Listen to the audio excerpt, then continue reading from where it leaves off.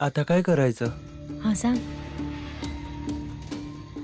जे दुसऱ्यांना घाबरवतात ते स्वतः बी लय भित्रे असतात, म्हणून ते दुसऱ्यांना घाबरवतात आणि आपल्याला त्यांना घाबरवायचं आहे. मग त्यांच्या भीतीमुळे तेच पकडले जातील. पर कसं?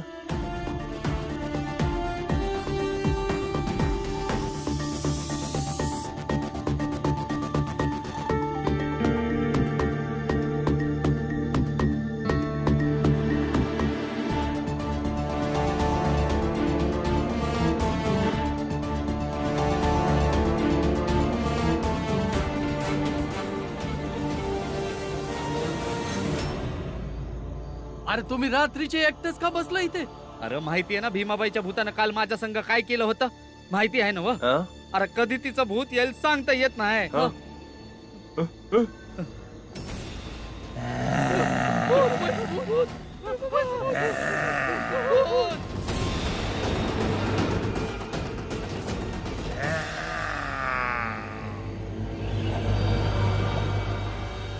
मैं भी एक आत्मा हाय. मला ठाव हाय की तू खोटं बोलतोय. तू भीमाबाईचा आत्मा नाही हाय.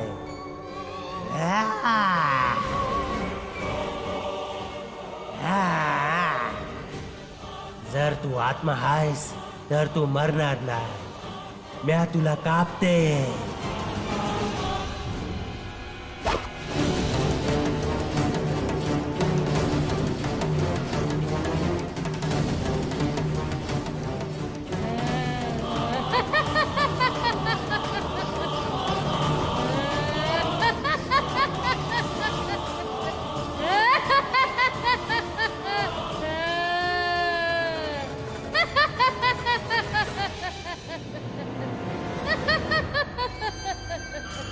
म्या भीमाबाईचं भूत आहे आणि म्या माझ्या मृत्यूचा सूड घेणार आहे. आणि म्या एक असली भूत हाय आणि तू नकली, म्हणून तुझा निकाल लावते. हे ईश आहे. आत्मा ईश घेऊन नाही मरत. घे पी. म्या भी पिते, मग समजल ही असली आत्मा कोण हाय आणि कोण नाही. घे पी ईश. घे लवकर, पिऊन दाखव हे ईश.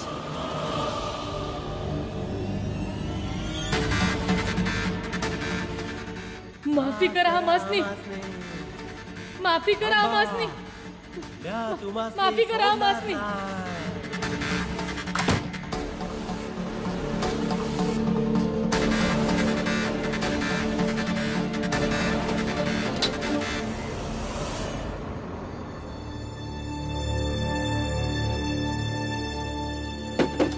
दरवाजा उघडा. उघडा दरवाजा. उघडा. उघडा दरवाजा. दरवाजा उघडा. आता काय करायचं?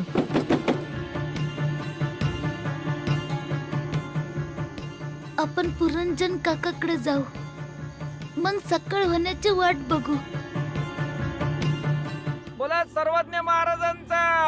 सर्वज्ञ महाराजांचा. सर्वज्ञ महाराजांचा.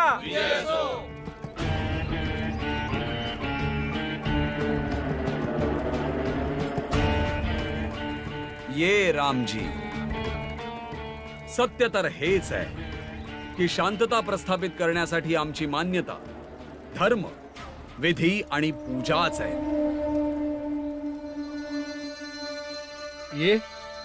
ये सुभेदार. अरे चिडवत नाहीये, सांगतोय. आमच्या मान्यता आणि आमच्या संरचनेमध्ये जगाल ना तर अजिबात त्रास होणार नाही तुम्हाला. नेहमी आनंदी राहणार, सुखा समाधानाने जगणार. कळलं? ये.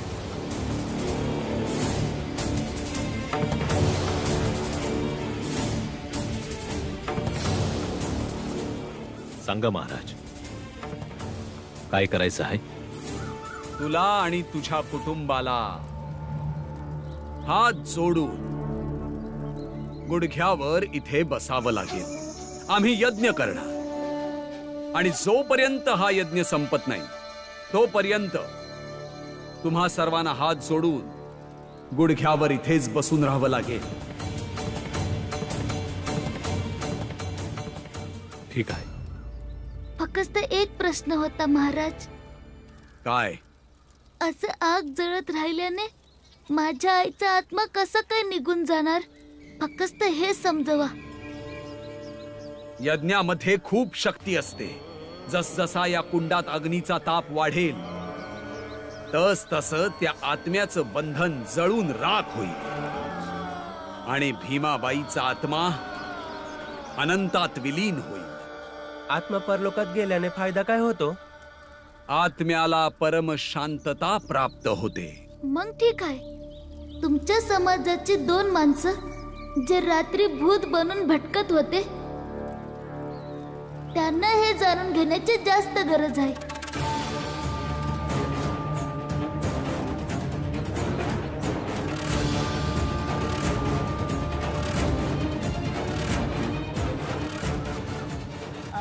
कोण 2 माणसं? हे आहेत.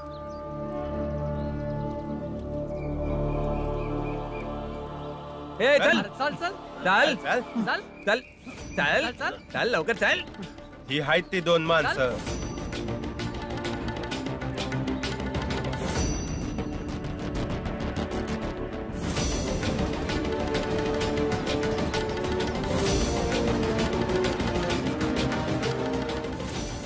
महाराज, माझ्या आईचा आत्मा तर एकच असणार. मग ही 2 जण रातच्याला आत्मा बनून भटकत होते, समदेसने घाबरवत होते. यासनी शांती कशी मिळणार? आता बोला आणि या समदेसने बी समजवा का तुमचं ज्ञान एवढं अपुरं कसं काय राहिलं? का कुणा दुसऱ्याचा आत्मा कुणा दुसऱ्याच व्यक्तीत भटकतोय?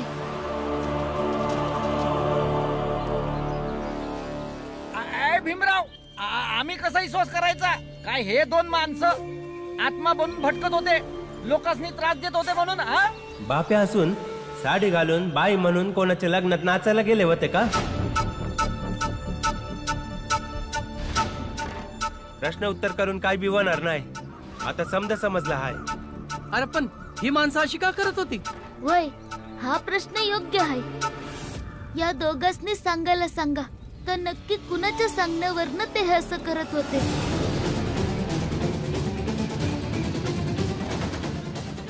वय वय भावांनो, या दोघांनी सांगितलं पाहिजे. काय म्हणता भावांनो?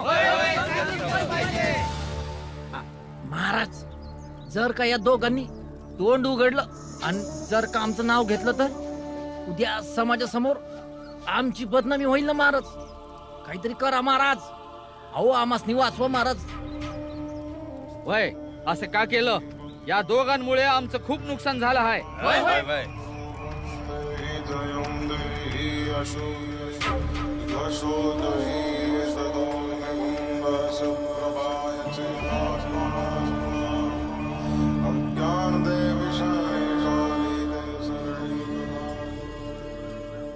आम्ही सांगतो कोणाच्या सांगण्यावरून यांनी हे सर्व केलं ते.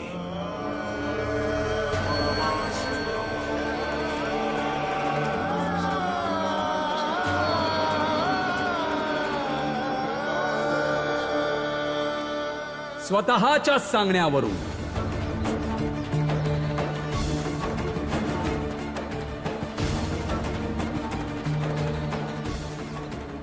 जातीच्या ज्या भेदाला भीमराव रामजी आणि त्याच्या कुटुंबाने कधीच मानलं नाही, या दोघांनी त्या भेदाला स्वीकारून पूर्ण आयुष्य काढलेलं आहे.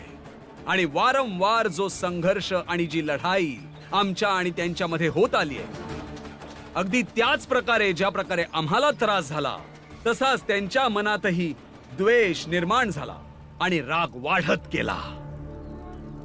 संधी मिळताच तो राग बाहेर आला. शांत.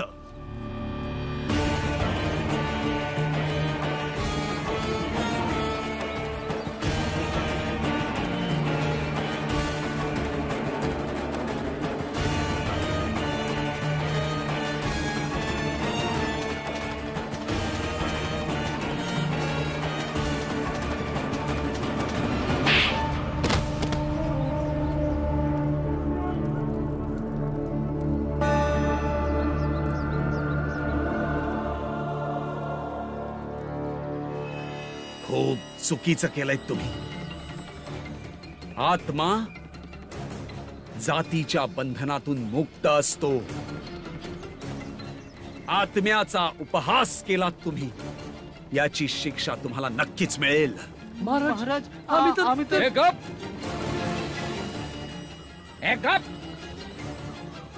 महाराज तुम्हाला शिक्षा देत आहेत आणि तुम्ही त्यांना उलट बोलता.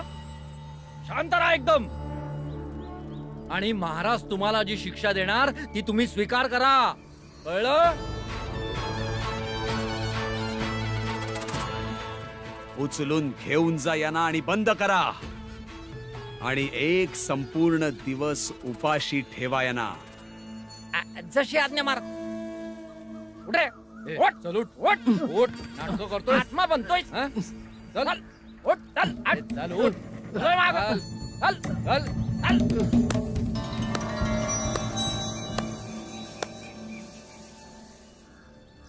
खऱ्या गुन्हेगाराला शिक्षा मिळायला नको म्हणून एखाद्या दुसऱ्या गुन्हेगाराला बनवून त्यासनी शिक्षा देणं ही तर लय जुनी परंपरा आहे.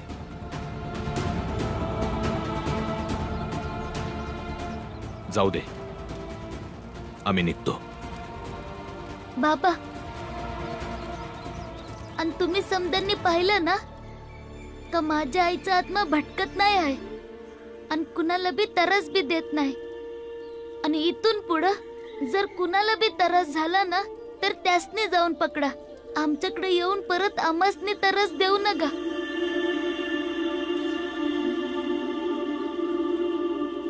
चला बाबा. पण रामजी, ही पूजा तर तुमच्या बायकोच्या आत्म्याच्या शांतीसाठी होत होती. कारण जे काही असो, पण हे लोक यासाठीच इथे उपस्थित झालेले आहे जेणेकरून तुमच्या बायकोला भीमाबाईला शांती आणि मोक्ष मिळवून देता येईल.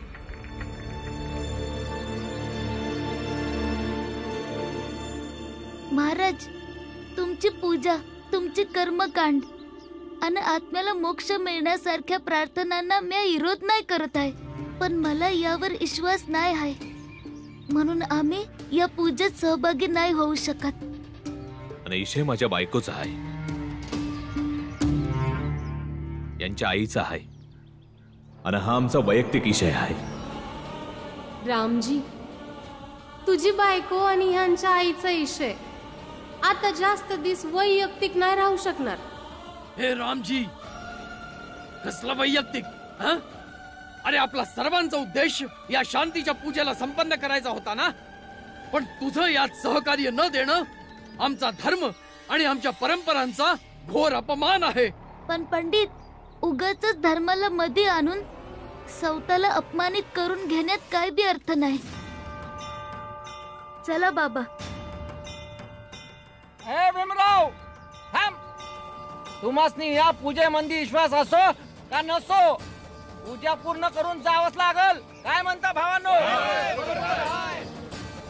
जर या अर्ध्या पूजेमुळे देव नाराज झाले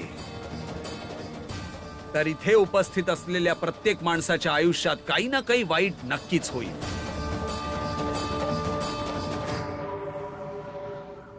कारण देवाच्या दरबारामध्ये प्रेम आणि शिक्षा दोन्हीही समान असतात.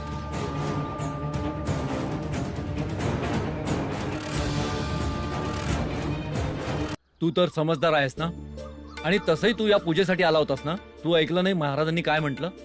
जर का ही पूजा तुम्ही अर्ध्यात सोडून गेलात तर याची शिक्षा सगळ्यांनाच भोगावी लागणार.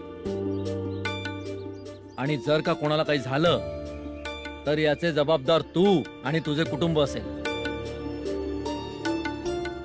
शेठजी, तसं बी प्रत्येक वाईट गोष्टीला जबाबदार आम्हीच असतो ना. चला बाबा.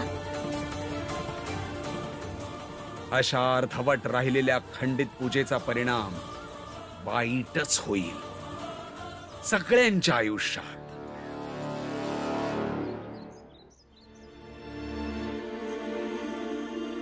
ये बस.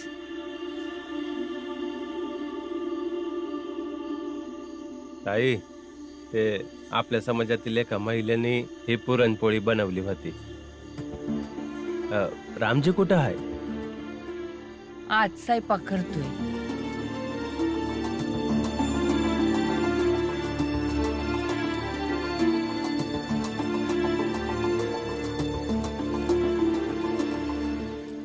तुळसा, बाळा मीठ दे. वय बाबा.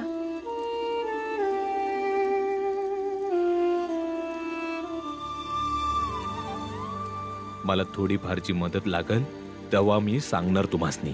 पर तुम्ही दोघी बी तुमच्या अभ्यासाकडे लक्ष द्या. अभ्यास सोडून काय बी करायची गरज नाही आहे. पर बाबा, मला आईने स्वयंपाक बनवायला शिकवलं आहे आणि आम्ही दोघी बहिणी बनवून घेत जाऊ ना. वय बाबा, गंगाताईनं मला समजा भाज्या चिरायला शिकवलं आहे. जर तुम्ही दोघींनी जेवण केलं तर बाबा कशासाठी आहे?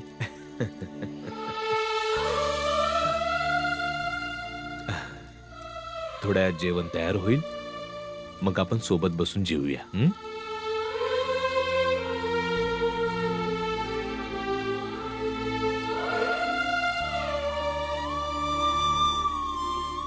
बाबांना असा त्रास वाटाना बघून असंच वाटतंय की आईच्या जाण्याचा समजात जास्त त्रास बाबांनाच झालाय.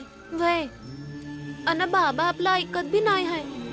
मी काय म्हणत होतो की रामजीशी आपण परत लग्नाविषयी बोलूया का? नाही नाही पुरंजन, असं चुकून बी करू नगस. परता इथे मुंबईवाल्या पोरीसाठी वर शोधत आहेत आणि मी आपल्या समाजातील लोकांशी बोललो आहे की तुम्ही संधी पाहून रामजीला जरा समजवा. विचार करा रामजी, विचार करा. भाऊला पोरगी तर मिळालच, पर आधी हे तर कळू दे की भाऊ दुसऱ्या लग्नासाठी तयार होईल बी का नाही होणार. भीम, भीम,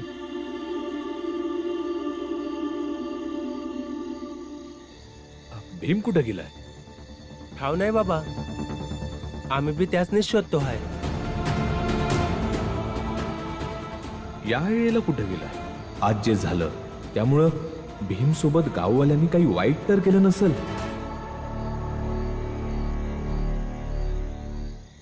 आई,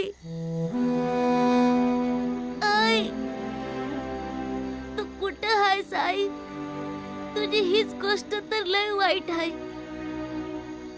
जेव्हा मला तुझी गरज असते तेव्हाच तू येत नाहीस. तुला ठाव आहे आज काय झालं? समजे तुला भूत म्हणत होते, पण आपण जिंकलो. तू माझी आई आहेस आणि आईच राहशील.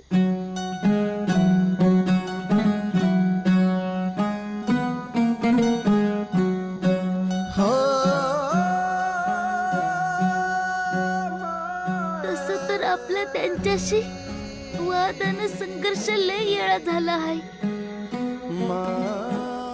पण आज तुझी कमतरता जाणवत होती.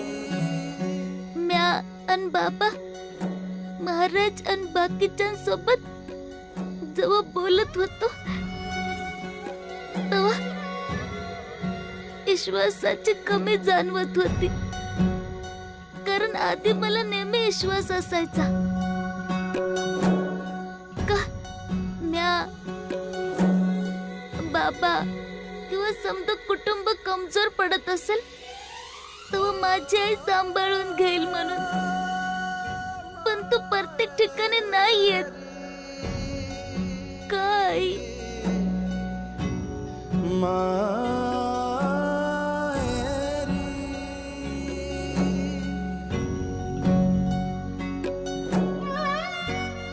अशी आग जळत राहिल्याने माझ्या आईचा आत्मा कसा बरं इथनं निघून जाईल? जस जसा या कुंडात अग्नीचा ताप वाढेल तस तस त्या आत्म्याचं बंधन जळून राख होईल आणि भीमाबाईचा आत्मा अनंतात विलीन होईल.